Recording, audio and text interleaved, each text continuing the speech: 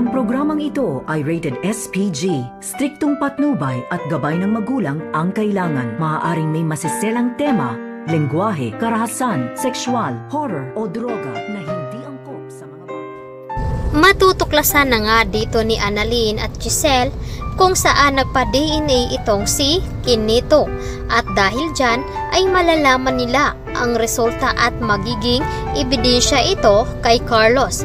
At dahil nga dito ay nagulat naman at napapaiyak itong si Giselle dahil hindi niya inaasahan na magkakaroon nga sila ng ebidensya laban dito kay Carlos. At sa pagbabalik nga dito ni Kinito ay siya ang tutulong sa paghahanap dito kay Lolo Pepe. Subalit ito namang si Annalyn ay hindi niya inaasahan ang nangyari dito sa kanyang ina. At labis ang kanyang pasalamat dito kay Regan at Harry dahil nga dumating ang mga ito doon sa bahay ni Lynette. At nailigtas nga dito ang pag-hold up dito kay Lynette. Subalit ito namang si Carlos ay sinisisi naman itong si Lynette sa nangyari dito sa kanyang anak na si Harry. Dahil sa pakikitulong dito ni Harry doon sa mga hold-upper ay agad naman nasaktan at nabaril nga ito. Kaya hindi makapaniwala itong si Lynette na dito sa pag-uugali ni Carlos ay matutuklasan niya ang tunay nitong pagkatao. Samantalang nagalit naman itong si Zoe dito kay Moira dahil nga hindi ito pumapayag na pakawalan na lamang nila itong si Lolo Pepe dahil masyadong ngang nakatuon sa kanyang investigasyon at pinagdududahan nga siya dito nila Giselle at ni Annalyn. Nai-report naman agad nila ng pulis. Agad naman sinabi dito ni RJ na bakit nga daw nila itatago ang kanyang ama. Ano nga daw ang motibo?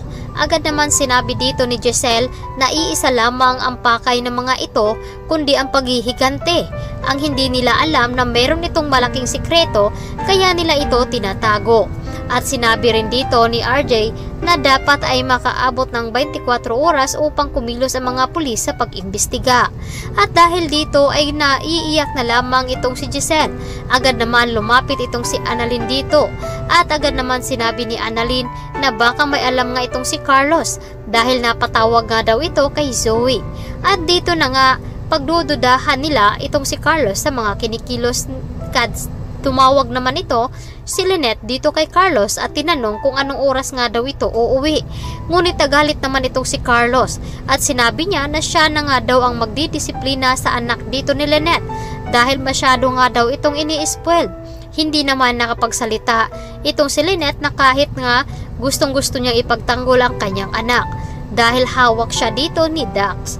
Samantalang sinabi naman dito ni Moira na dapat ay wag daw magpapahuli itong si Dax upang hindi nga sila madamay dahil pag nalaman dito kung sino ang nagutos at kung malaman dito ni Lynette na si Moira na naman ang may pakana ng lahat. Malaking gulo nga kapag natuklasan dito. Nasangkot rin itong si Carlos dahil nakikipagsabuatan itong si Carlos dito sa kanyang anak na si Zoe.